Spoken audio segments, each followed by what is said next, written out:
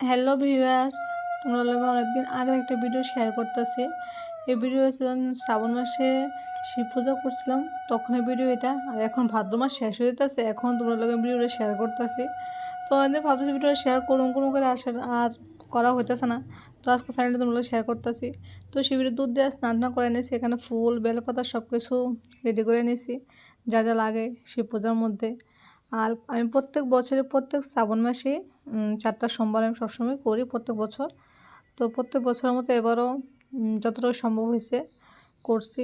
তো ওইটারই একদিনের ভিডিও একটা ক্লিপ নিয়েছিলাম, তো ভাবলাম তোমরা একটু শেয়ার করি ভিডিওটা।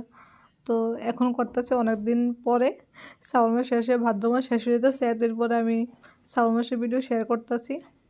তো তোমরা কে কে শ্রাবণ মাসে শিব পূজা করো যা জানে কমেন্টের মধ্যে।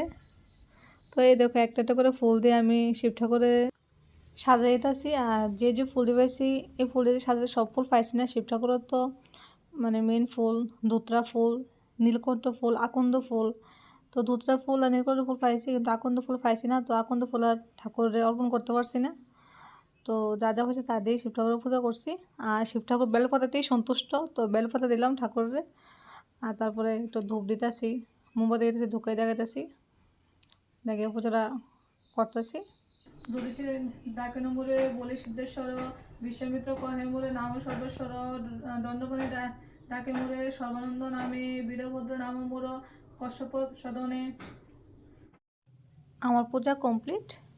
ওম নমঃ শিবায়, ওম নমঃ শিবায়, ওম নমঃ শিবায়।